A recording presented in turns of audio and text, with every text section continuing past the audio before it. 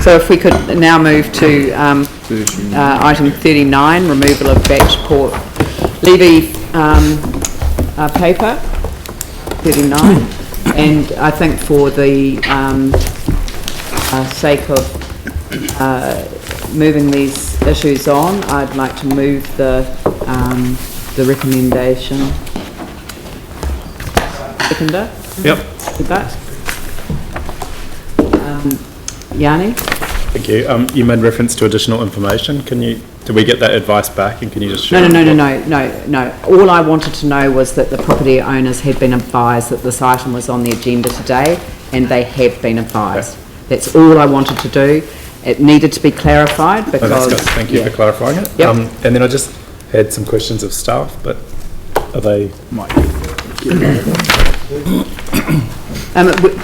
We have had this paper before us, and I'd like to move to debate as quickly as possible. Okay. Well, I mean, we had the workshop, and there were some requests made at the workshop, but basically, things like a site visit, that's just not going to happen. So the additional inquiries, it's basically this is it. So just wanted to clarify that process. Correct. Right. Okay. So. In the deputation this morning, we heard that we were being asked to take action. Unfortunately, time didn't allow for the question of the submitters, but I'm just trying to understand why they're asking us to take action, which is effectively a private property dispute. So have they taken action themselves, which they're entitled to do under existing laws to resolve the situation? And if not... But this relates to a legal road.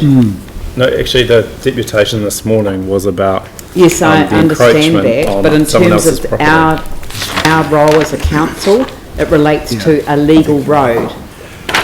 And I think the other thing was that 9/10 of the batch is on legal road, so it is a requirement that we take action. Sorry, no.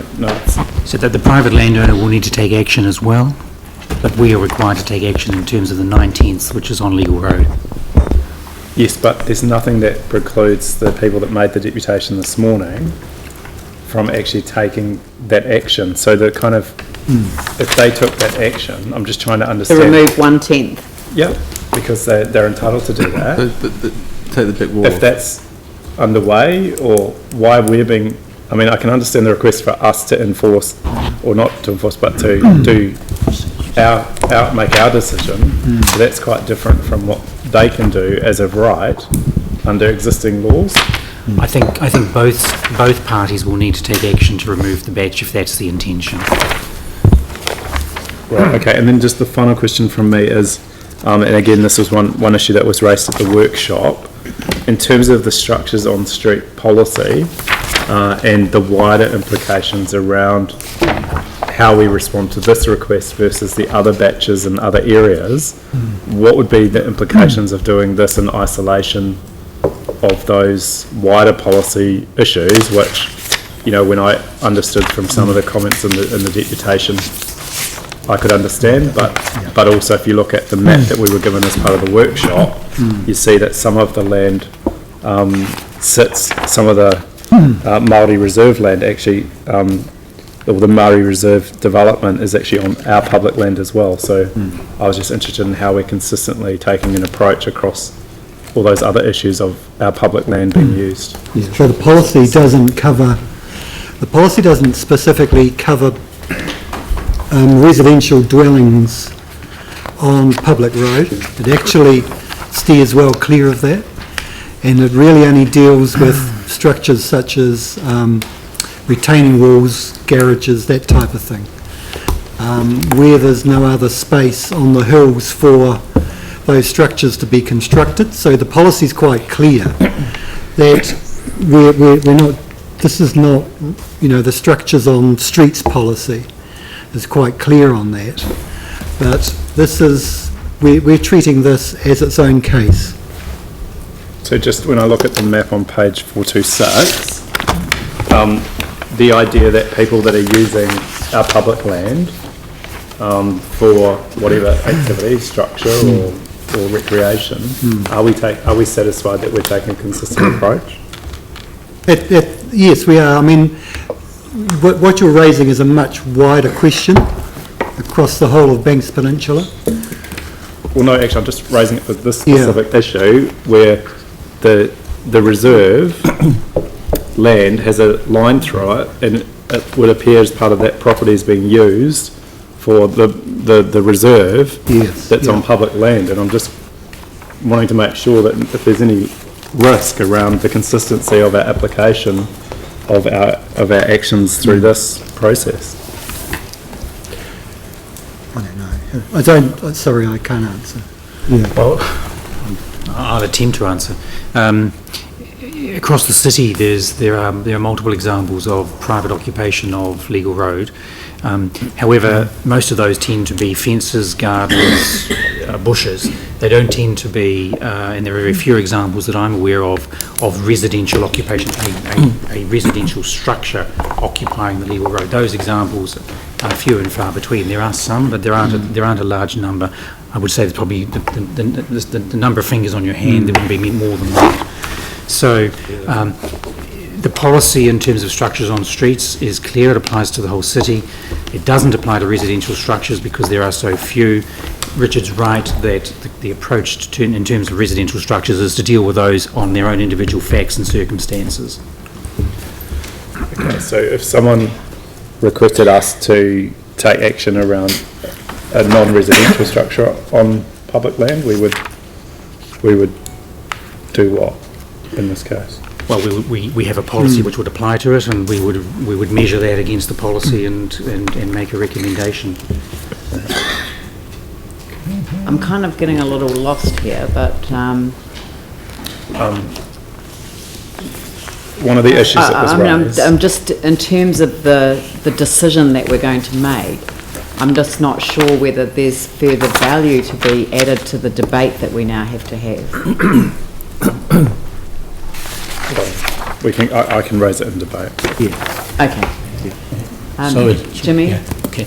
I ask the rates, the issue, because in 3.6, the staff particularly mentioned in 2010, when the staff aware, the rates pay, etc.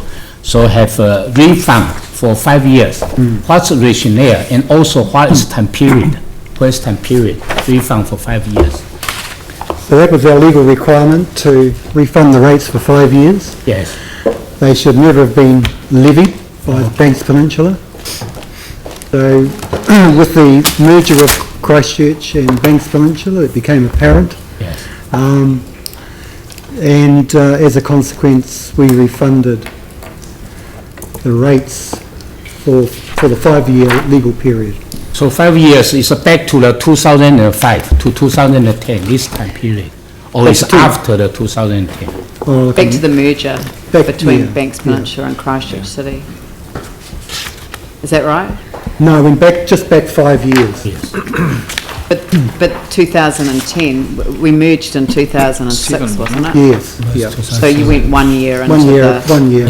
Yeah, so this is a historic issue that we have inherited from the amalgamation with Banks Peninsula. So Banks Peninsula District Council wasn't operating on Christchurch City Council rules at any time during this period. That's correct. Yeah. Okay, yeah. So Okay, yeah. My sub-question. So after the 2010 up to now, so council didn't charge the rates? No Didn't charge. We can't levy rates on a legal road. Okay, thank you. Yeah. Neither have they paid rent. Ben, Thank you. My question is over 5.1 in the report, where it says there was an agreement between the batch owners and Runanga between 1940 to 1960. So is it our understanding that at that, over that period of time, this issue about removal of the batch was never conveyed? That's our understanding. The Runanga may see that possibly differently, but our understanding in speaking with the family was there was a mutual arrangement. Okay. Thank you. right? I'll open it up for debate. Raf? Yeah, just very quick. I mean, I support the tabled resolution. I mean, just looking at this, it's been clear from 2005 that this has been an illegally occupied space. And I'm sitting here scratching my head thinking, why has it taken so long to sort this out? And it seems we've got a straightforward resolution now, and I think we should move to deal with this as soon as possible. Yep. Yep. Yanni? Yeah, thank you. I think the structures on Legal Road is a hugely difficult issue, partly based on the historic context that many of these structures find themselves in, but also in terms of consistency across the council. So we've had the workshop and there was a request for a site visit. That's not going to happen. And it just seems to me, though, that we need to make sure that we're consistent in terms of our approach to these sorts of structures. And so I feel uncomfortable about making a decision today. And there's two inconsistencies around this. One is that in terms of the issue of public access, the assessment we've done around the Taylor's mistake batches is completely different to this one. So that's why personally I thought it would have been incredibly valuable to do a site visit to actually understand what the restriction to public access would have been and why this one is so different compared to Taylor's mistake. When in Taylor's mistake you've got small tracks winding around existing batches that we've deemed that don't impede public access, and here you've got probably the width of a driveway that and you know, quite some distance between the structure and the public road that would enable people to pass that we're being told impedes public access. So my concern is that we don't deal with these issues in isolation, but we actually take a consistent approach. I think the other interesting thing about this one is when we had the workshop and it was pointed out that we have part of the public road actually also being occupied by other private private residents or private purposes. So just basically just a little bit outside of where this area is, but in the same vicinity. So I'm kind of struggling to understand the consistency of our approach, that we were told that there's a lack of public space in this area and we need to extend the reserve, and so we're going to ask that the batch gets removed, but we're not doing anything else about the other land that's been encroached on in the same area. So, you know, I personally think we should resolve the wider issue. We should actually look at our structures on streets policy around these structures, and I would hate the risk of making a decision in isolation of just taking a consistent approach for fear of the legal challenge. I in no way minimise the impact that having the batch on someone else's private property. I acknowledge the good work that the local iwi are doing with the community, as was raised in the deputation, and with the development of the different schemes that are being put in place here. But there's nothing that stops them from taking that action as a private property, and there's no reason why we should be, I think, in the middle of that, other than sorting out that wider issue that we have, so we can take a consistent approach. So my preference isn't to make a decision on this today, but is to come up with some consistent approaches through, whether it's a district plan review, whether it's a wider policy review, and make sure that we can actually morally defend the decisions that we make. Len? Thank you. My position is to make a decision today. I think when you look at the timeline, you might reasonably conclude the Ruranga has been actually very patient. When I attempt to see things through the batch owner's eyes, I can see that an agreement which looked quite, you know, on the surface quite peaceable, existed for 20 years. They also paid rates, so they felt that they actually, you know, should be there. But I think there's a bigger picture here, which, if I'm right, I'm hearing today, a much broader picture than just this batch. And it is about land, it is about, if you've ever seen those confiscation maps over time, I think that that's what we have to consider as well. And so I will support this resolution today. David? For me, there are two issues at stake here. One of them is quite categoric, the other is less. Had this been split into two parts, I probably would have a degree of empathy with what we're trying to achieve here.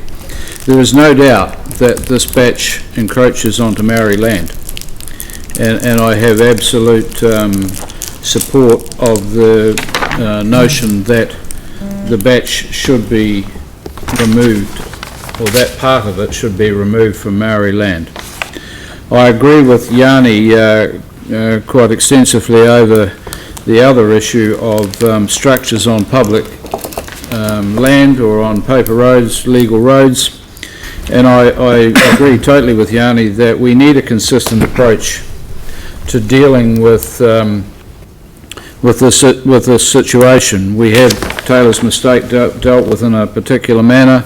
There are batches at Kaituna, and there are a number of other properties that will surface in the months and years to come over Banks Peninsula and other parts of the city. So I would totally support the notion that that part of the batch that is on Maori land has to go, and that becomes an issue for the current occupiers of that batch.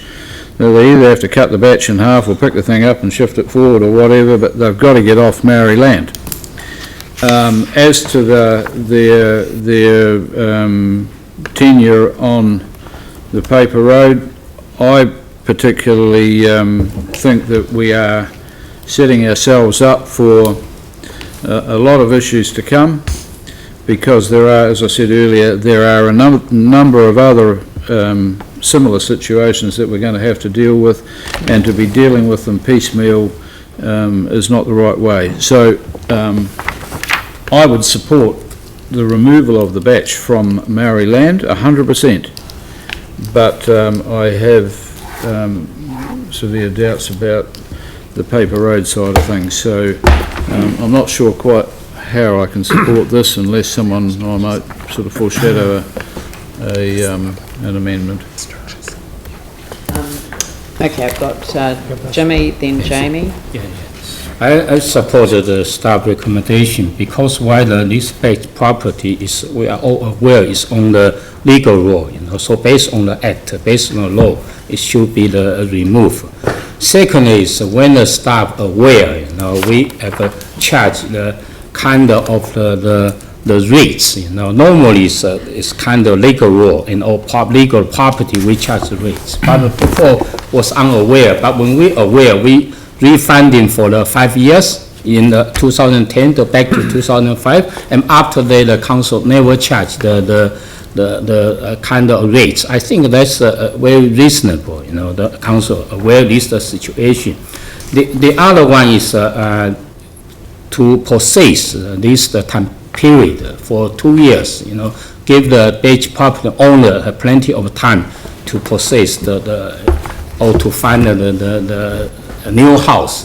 This kind of I think also the reasonable. The last thing that's very crucial is actually remove that batch property is not a purpose. The purpose is because by law, by the act, need to be removed. But it's benefit to the public, benefit to the community, and the more people. Because while they were put into the long-term plan, we have established a public toilet and also the picnic area and upgrade the car park. This benefit majority of people. So I supported this recommendation. Jimmy. Look, I think the way to remedy Dave's dilemma here, what could be Jimmy, James, hubby, as I hope I may be called now. Get over yourself. I'm in honeymoon. Sorry, phase. Jamie just got married on the weekend. In case you didn't know. Yeah. I'm still beaming, right? But I think from Dave's dilemma, I understand what he's saying. I think that the way to remedy it really is just simply voting against the resolutions there, because what's written from 1 through to 4 really doesn't take into account the former part of or issue that you raised, and they quite clearly are. One, you've got a batch that encroaches on Maori reserve land. The second part of it, which is the council decision, relates to an existing family batch which sits on legal road. So where I sit with this, I have real empathy for the local runanga here. You've got a batch or a structure which is on someone else's land. That's pretty black and white in my book. So I believe that, as Dave alluded to, that batch needs to go from the portion of land which is not theirs. The other aspect of it, which Dave I think quite rightly said, is a little bit more grey, not helped by the likes of situations around Taylor's mistake. So our council decision really relates to that, which is the existing family batch which sits on local road. In my view, and I've been at the workshop and I've looked at this really closely, I don't believe that public access along the beach side is truly impeded here. I think there's a reasonable width for people to be able to get past. The more I've looked at this, because it's not black and white on the paper road issue, rightly or wrongly, you've had a family that many generations ago did everything they could do to purchase a batch. They purchased a batch that they believed that they owned, and for a number of years until recently they've paid rates for that.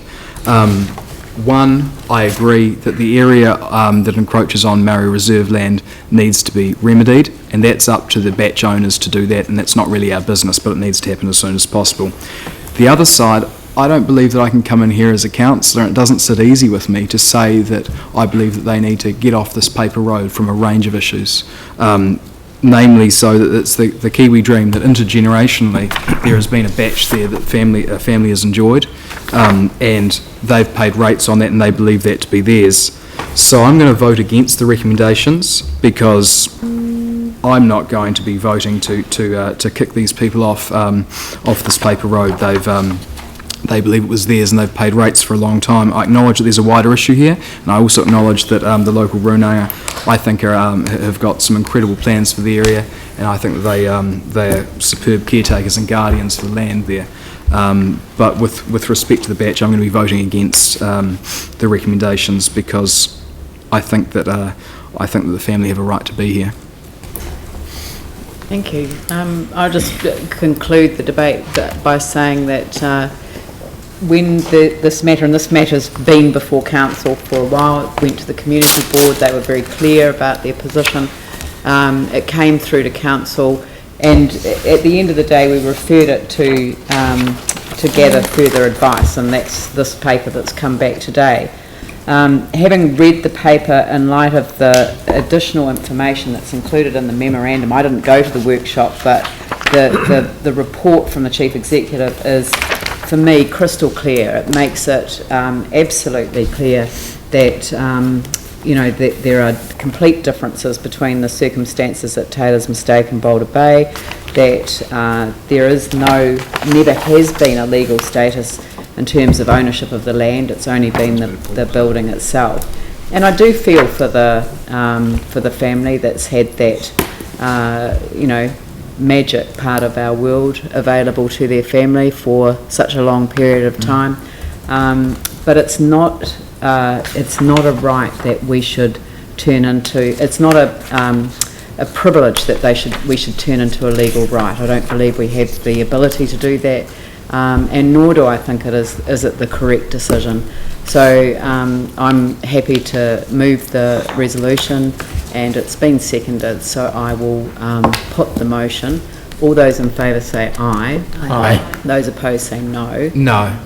And For record. yeah, could we just have a record of those that voted no? David East, Jamie Goff and Yanni Johansson.